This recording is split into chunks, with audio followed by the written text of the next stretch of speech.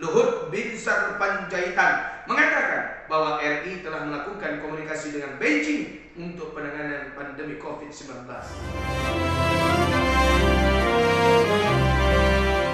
Bismillahirrahmanirrahim. Assalamualaikum warahmatullahi wabarakatuh. Alhamdulillah wa syukurillah wa ni'matillah wa la hawla wa la quwata illa billahil aliyyil azim. Sahabat surga Cahaya Hati, bertemu lagi kita pada konten Cahaya Hati News.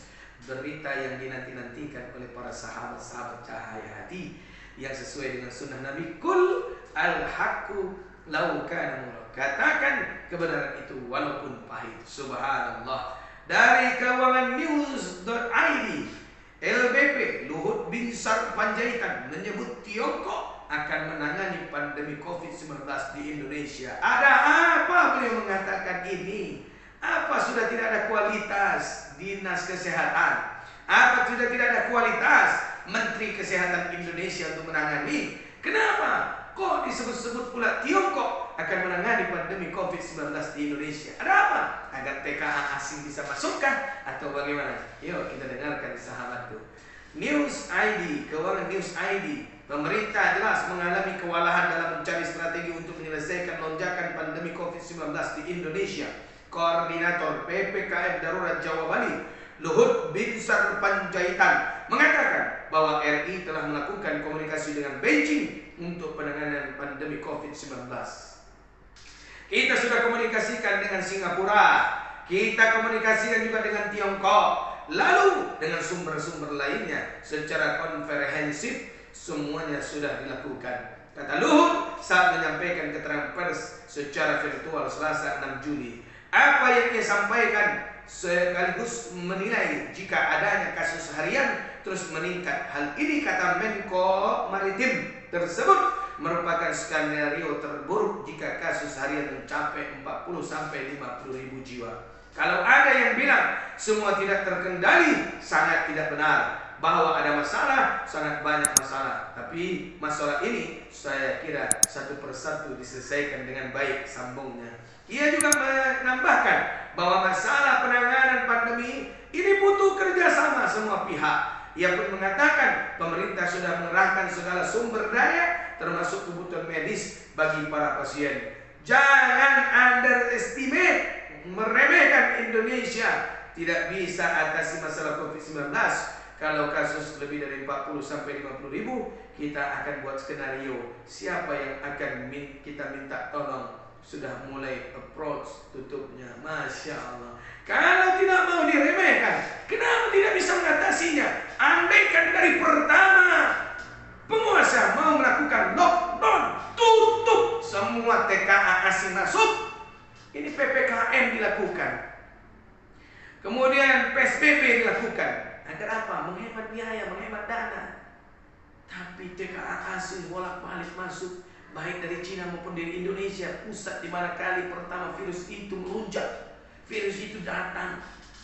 Kenapa? Masya Allah. Sementara rakyat kecil tidak boleh buka dagangannya, rakyat kecil tidak boleh buka warungnya. Sementara TKA negeri Cina datang berbondong-bondong, ya, dibilang dia tenaga kerja, tapi lihat badannya, Masya Allah, tegap-tegap seperti tentara. Ada apa?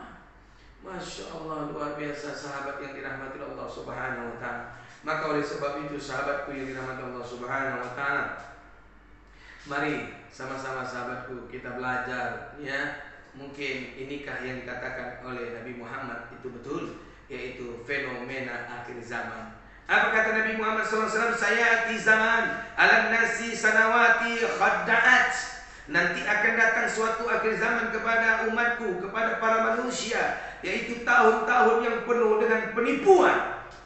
Yang terjadi apa? Kata Nabi Muhammad SAW, yasuddaku fiha kazibat. Orang-orang yang jujur, orang-orang yang benar, orang-orang yang selalu menegakkan kebenaran dan keadilan dikatakan sebagai pendusta. Walakin kata Nabi Muhammad, wa yukzibu fiha shadiq. Akan tetapi para pendusta, para penipu, dia dikatakan orang jujur, malah diangkat sebagai penjabat, malah diangkat sebagai penguasa. Masya Allah. Lihat berapa banyak perdana menteri sudah ditukar-tukar. Nauzubillah min zalik. Wa yu'tamanu fiha al-kha'in, dan orang-orang yang amanah dan orang-orang yang berkata jujur malah didustakan.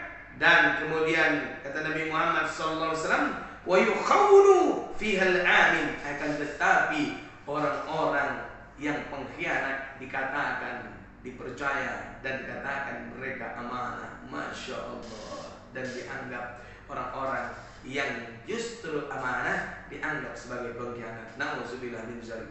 Kemudian kata Nabi Muhammad SAW, wa yuntiku fiha al-ruwaibidah, dan nanti akan datang seorang manusia yang bernama Ruwaibidah. Ma huwa Ruwaibidah ya Rasulullah? Apa itu Ruwaibidah? Kata Nabi, qala rajulun ta'ifun, rajulun tafihu fi amril ammah. Orang bodoh yang dijadikan sebagai penguasa dan pemimpin, seolah-olah bisa menyelesaikan masalah di zaman tersebut dan tercampur dalam urusan masyarakat luas. Hadis yang diriwayatkan oleh Ibnu Majah dan disahihkan oleh Al-Albani, dan di dalam buku kitab As-Sahihah nomor hadis 1887. Sahabat, kami sudah sampaikan fakta dan kebenaran.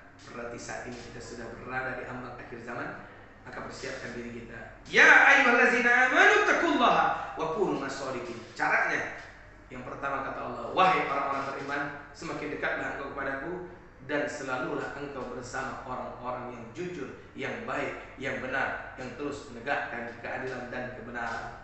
Dialah Al-Habibullah Muhammad Rizik Syihab, Masya Allah, yang dikenal dengan sebutan imam besar umat Islam. Maka sahabat, dekat dengan ulama-ulama yang seprinsip, yang seide, yang segagasan, dan yang sekeyakinan dengan beliau, yang seprinsip dengan beliau, yaitu terus menegakkan keadilan. Karena kata Nabi, sayati zaman alayya ummati aksiru minal salihun wa qalilun minal muhsin.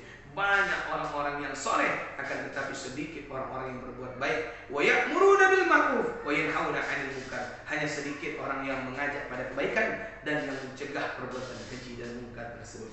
Maka sahabat rahmat Allah, kita tempel dua ini di dalam diri kita, insya Allah kita akan menjadi orang yang istiqomah dan selalu berada di jalan yang Allah ridai. Terima kasih sahabat rahmat Allah. Kami sampaikan berita yang sebenar-benarnya.